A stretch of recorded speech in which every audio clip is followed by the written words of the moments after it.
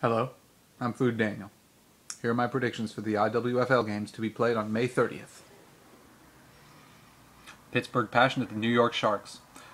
That's the marquee matchup in the league. Well, Pittsburgh defeated the Sharks in their first matchup by 2 touchdowns. I think the score was 32-18. That was in Pittsburgh. This game's in New York. I think we can expect a similarly close game. In fact, I'm going to predict it's going to be closer than that. I'm going to say Pittsburgh's going to win that game by less than 2 touchdowns. By less than 14 points, Pittsburgh will win. Connecticut Wreckers at the Montreal Blitz. I think Montreal will have that game pretty handily. I'll say by 3 or 4 touchdowns. Baltimore Nighthawks at the Toledo Reign. Okay, this is where I need to take a look at how these teams are doing. Toledo's 1-4, Baltimore's 2-something. Okay, they played each other on April 18th in Baltimore. Baltimore won 29-18. Toledo's only win was a 28-0 win over Wisconsin. But they do have mostly close games. They lost 29-18, they lost 17-13, they lost 26-21, so they're keeping their games close. Still, I'm going to predict Baltimore by 2 touchdowns or less. That'll be a close game. In Toledo, yes. Washington Prodigy at the Carolina Phoenix. Carolina will win that game. Earlier in the year, I was wondering if Carolina was all right after losing 20-0, but ever since then, yeah, they're just fine. They won 4 straight shutouts before losing to the Pittsburgh Passion. Carolina's doing just fine, and they'll win this game over the winless Washington Prodigy by 3 to 4 touchdowns. Carolina Queens at the Huntsville Tigers. Now the Carolina Queens are looking great. They're 4-1. I noticed looking at their scores though, they play low-scoring games. They win 18-8, they win 16-0, they lose 14-0, they win 26-0, and they win 14-0. So that's a team that doesn't score many points and doesn't give up a lot of points. Now the Huntsville Tigers, they're also excellent at 5-0. But I've noticed, 3 of their wins were, blowout wins over the Knoxville Lightning, 55-8, 46-0, 52-0. They also beat the Tennessee Train 42-22. That's impressive. And the Tennessee Train again, 34-16. There you go. Their only loss was to these very same Carolina Queens, but it was a close game, only 16-0. So this will be a good matchup. I think Carolina will win this game by 2 touchdowns or less. That'll be a good game. Okay. Detroit Pride at the Philadelphia Firebirds. Well, for an affiliate team, Detroit's looking good. 2 close wins over the Toledo Reign and then 1 understandable blowout loss to the Montreal Blitz. For an affiliate team, nothing wrong with that. As for the Philadelphia Firebirds, though, they're looking great. Victories over Carolina, Phoenix, Baltimore, Washington Prodigy, the main Rebels, and 1 blowout loss to the Pittsburgh Passion. Understandable. Oh yeah, Philadelphia will win this game. Not because Detroit's no good. Detroit's just fine. But Philadelphia, they've got it going on. They'll win by 2 or 3 touchdowns. Yeah. Okay, the Knoxville Lightning at the Tennessee Train. Okay, the Tennessee Train, they're 1-5. Their only victory of the year was against the Knoxville Lightning, 35-12. While the Knoxville Lightning, who are also an affiliate team, by the way, well, they're 0-5. But again, you got to give a break to an affiliate team, especially when all 5 of their games are against non-affiliate teams. Yeah, their closest loss was against the Tennessee Train, that 35-12 game. So yeah, Tennessee will win this one by 3 to 4 touchdowns. But hang in there, Knoxville. First year is always tough. First year is always tough. Hang in there. Colorado Freeze at the Iowa Crush. Okay, the Colorado Freeze, this is their first game outside of Colorado. They played 3 games, and they were all, again, low-scoring games. They win 20-6, they lose 21-0, and they lose 18-6. So again, low scoring. on both sides. Against the Iowa Crush. Let's see what the Crush are doing. The Crush are 1-4. Their only win, a 44-0 shutout over Wisconsin. Let's see, they lost close game to Madison, blowout to Nebraska, close game to Minnesota, blowout to the Madison Blaze.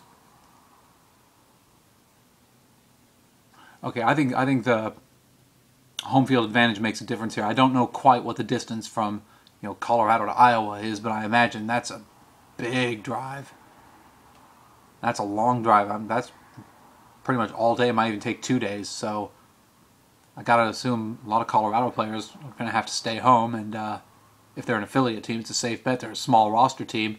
I think Iowa's gonna win this game. By how much though? I don't know. Let's say 2 to 3 touchdowns. Let's say 2 to 3 touchdowns. Yes.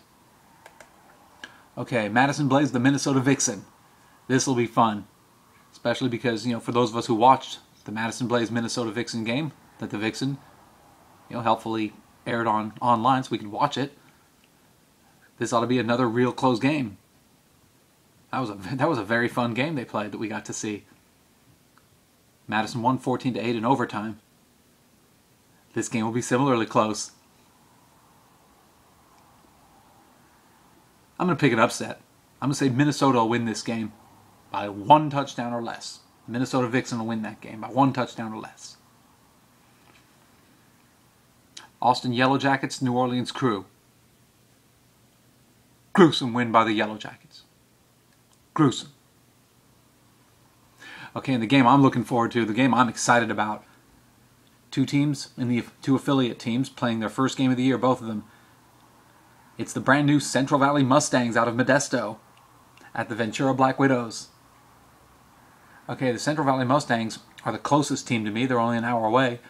And I've been involved with the team as a, advisor / mascot / fan since their very first day. I helped come up with the name. I co-designed their logo. I attend many of their practices. And this Thanksgiving weekend, they did a 3-way round robin in Ventura against these Black Widows and the Nevada Storm. It was very informal. It was just at a local community park. There weren't even any lines on the field. The refs had to eyeball both distance and the time. But it was grand fun for everybody. And the Mustangs showed that they can hang with the Black Widows. I think they defeated the Black Widows. I think it was like, I can't remember. I think it was 4 touchdowns to nothing. Even though Ventura had twice the players. Central Valley's going to win this game. Yes. It's fun to sit in on a team's practices in their very first season just to see how the sausage gets made. I've seen the ups, I've seen the downs, and Mustang's going to win this game. Now this is just 6-on-6. Okay, that was the Mustangs owner's idea going in. She wants to start on the very ground floor instead of trying to get on the top floor, and that means for this year, 6-on-6. Hot 6-on-6 action. It's going to be fun. It's a shame I can't go to that. And it occurs to me, if I didn't have a performance to do that night, I could make a double header of it. I could drive to Ventura, because it's an afternoon game, see that game in the afternoon. As soon as it's over, just go 1 or 2 hours south to Los Angeles and see the Central Cal War Angels Pacific Warriors game. Damn. Oh well. Okay, North County Stars, the Phoenix Phantoms. Okay, the North County Stars, they are... Oh, come on, don't freeze up. Okay, well, the Phoenix Phantoms are 2-2. They beat the North County Stars on April 18th, 14-0. Their other victory was a forfeit against the Quake, which probably would have been a good game if it had happened. And they got crushed by the Sirens, and they lost 28-14 to the Nevada Storm. While the North County Stars are 0-4, that game against the Phantoms, they lost 14-0, was their closest loss. Okay, so it looks like the Phantoms have the upper hand here. Okay, so I'll predict the Phantoms, and I'll say by 2 to 3 touchdowns. It's a road game for North County. Hang in North County. I dig one of their players, Shia Barba. She's a sweetheart. Yay, go Shia. Okay. Okay, Nevada Storm at the Sacramento Sirens.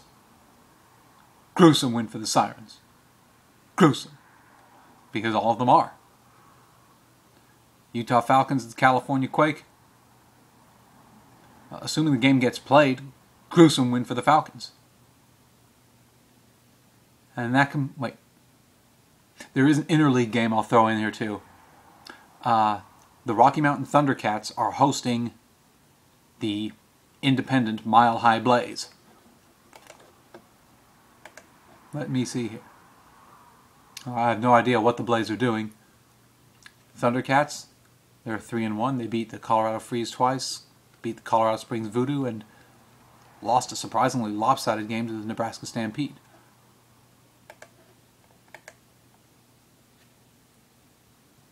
Okay, I have no idea what the Blaze are doing. Well, I'd be remiss if I didn't at least try to take a look, so let me see if they don't have a site of their own. MileHighBlaze.com. Let's see what we got. Come on, come on, come on.